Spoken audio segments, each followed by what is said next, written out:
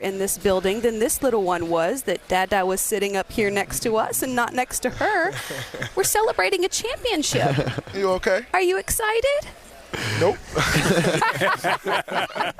Oh, that's you. That's right. That's you. Yeah. Now she's happy. Draymond Green, now the perennial champion and our coworker. So we'll get to you in a minute. A new definition to pool party here as we watch you bathe in champagne. Yes, Jordan ma'am. Poole, how does it feel? Remarkable. Amazing to be a part of. An amazingly special team we have. And I'm just so thankful to be around these guys. So I don't know. They're remarkable. I mean, watching you go through your journey and watching you develop, and we talked about the confidence that Dre, Clay, and Steph gave you, and then you stepped into the role. But now as a champion, right, smelling like champagne with a cigar on the side, right? When you went into the locker room, who did you tweet to? Who did you Instagram? Who did you call first? Right away, I celebrated with my guys. Yeah. ASAP. Yeah. I didn't talk to anybody else. I didn't text anybody. No Instagram Live, nothing, man. These guys they've had my back since day one. Yeah. You know, it was a lot of dark days. I was telling somebody we had the worst record in the league my first year. You know, and these guys they were built for it, and they took me under their wing, and they taught me, and they never let me slide, and they never let me do anything that would diminish my player, the way I am as a player, on the court, off the court. Guys like Draymond, he's had me since day one. Yeah. And when I say that, it's not just because it's since day one. And road trips, on the road, off the road, at home, it's just these guys are just special, and we wouldn't be here without them. Well, Draymond, I'm going to start off, they got the brotherhood and Duke, but we Spartan dogs and we champions, and there was a whole bunch of Spartans here, but Steve Kerr and also Klay Thompson, they were here, and they said they didn't know that they really could get back here. When did you guys know collectively that was a possibility? I've said from the very beginning, no one has proven that they can beat us whole. It has not been proven yet, and I've stood on that. I've believed that. I think, earlier in the year you get off to a great start and you understand, like, man, we got a chance, and we have Klay coming back. Then Klay comes back. The day he gets back, I go down. And, then, okay, go ahead, baby. and then the day I get back, Steph goes, or a game later, Steph goes down. And you start to feel like, man, are we going to be healthy enough to do it? And once they said, Steph will be good to go to start round one, I believe then, like, all right, we're healthy, we'll be good to go. Talk about again, the 2 years you guys were down, not healthy. Most organizations, most teams kind of give up, move guys around. It's done. The dynasty is over. How did y'all stay positive, and how did you keep believing? Because a lot of us, me included, you look and you say, hey, this is how teams end, right? But you guys, through those 2 years, stayed together through some tough losses, but kept believing that you can get back here, which we all thought was impossible. So tell us how you did it. I'm happy you admitted that. I appreciate it. Hey, wait a minute. You ain't the only tough dude. I am not acting to be tougher than you, my brother. I don't think that at all. So tell us how you did it, right? But honestly, you're going through those 2 years, and it's brutal. I remember Steve coming to me his first year saying, I wish I could give you a redshirt year.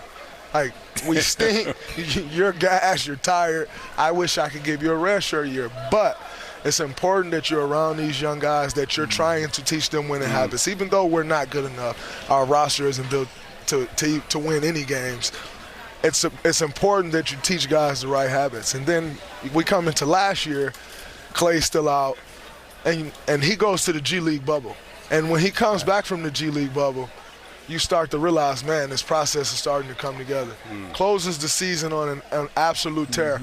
And then he comes into this year ready to go. And Andrew Wiggins turned the corner, becomes an all-star. And you just started to see that, over the course of them 2 years, they keep telling you, like, man, just stay the course. We're building these guys up for when we're healthy. And it's like, dude, I remember coming into the season, my first press conference of the year, I said, it has not been proven that you can mix young and old and win a championship. But that's the challenge for us. And when you got a guy like this turning the corner, Wiggs turning the corner, young rookies like Kuminga and Moody, all those guys turning the corner and wanting to be great, and with the leadership that we've had, Andre, the leadership, this is what we get. And I got Kuminga, too. Oh, yeah. Wiseman coming. Wiseman, you forget. So I'm just curious. I mean, you've won a lot of championships. Where does this one, with all that you went through, all that you just talked about, where does this rank? Can you rank them in terms of, just what it means to you in this franchise? I think every one is its own journey, and so every journey is hard. Like, I think, when you look at the 2 championships that we won when Kevin was here, everybody think those championships were easy because we were so much better than everybody. But everyone has its ups and downs, and the journey is incredible. Now, what I will say is this journey has been the craziest. From the injuries, young guys just trying to figure it out. We probably changed the way we're running our offense 2 or 3 times this year, and just trying to figure it out. Mike Brown getting through the defense and the defense starting great, then collapsing and getting that back. And so I'd say this journey has been the craziest of all of them, and it's the one that ultimately when you look back on it, you'll probably appreciate the most because the journey has been crazy. But if I'm being 100% honest with you right now, it has not hit me yet. Yeah. I'm still – Facts. It's crazy. Hey, wait till you drink this. It's going to hit you. Lobo's about to open up in like 2.5 minutes. Wait till you drink that. It's going to hit you. We've talked about what he's done. Gary Payton, Wiggins, Otto Porter, and all, you 3 guys. The one guy I've been preaching for about 2 months, I want you to talk about. You already read my mind. I want you to talk about Kevon Looney. I'm not saying he doesn't get praise. It's just he's been that staple and that glue guy for you guys. He has been for years. I always say Kevon Looney, no matter who I've played with, I played with Andre Iguodala for years, and we all know who Andre Iguodala is. The most professional guy I've ever been around in my life. Does not have any type of hiccups. Not late for anything. Doesn't complain about anything. Dude don't even like you to help him up off the floor. Like he doesn't complain about anything. And to see him rewarded this year the way he's been rewarded for his hard work, playing 82 games. You're talking about a guy who had 2 hip surgeries within a matter of 7 months of being a pro. Wow. He plays 82 games this year. Is the one steady rock that we have to build up on.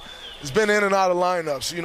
We sit him one series and think the series not good for him. He comes back in and changes the entire series. This game, this series changed the entire series. Dallas was absolutely amazing. Came and saved us against the Memphis Grizzlies. Like, absolute professional, and it's great to see him get his due because he has put more work in than anybody, and to see him succeed is beautiful. Jordan, you're 22, right? Yes, ma'am. See, he's calling me ma'am. What are we doing? Like, Draymond just admitted we're old now. Absolutely. What? I mean, it's guys in our locker room that was born in 2003. I remember 2003 like it was. Don't point at me, though. Right. I'm 1999. 99. I made the cut. I made the cut. 99. You, though, Jordan, were watching the majority of these championships on TV. Yes. Like anybody. He stopped himself that second time. Did you ever think, I'm going to be part of that? Not with these guys. Not with this special group. I felt like I would be on this level, on this stage. I didn't know when, but I couldn't have been in a better situation than I am in right now. And I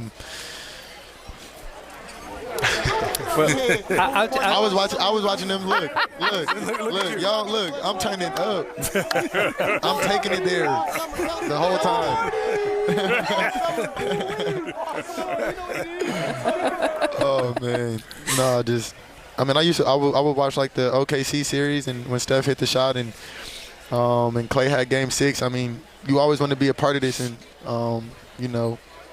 help these guys win. But being able to really be on the court all year, and these guys are getting after me in practice, calling me out in film sessions. He called me out my first year.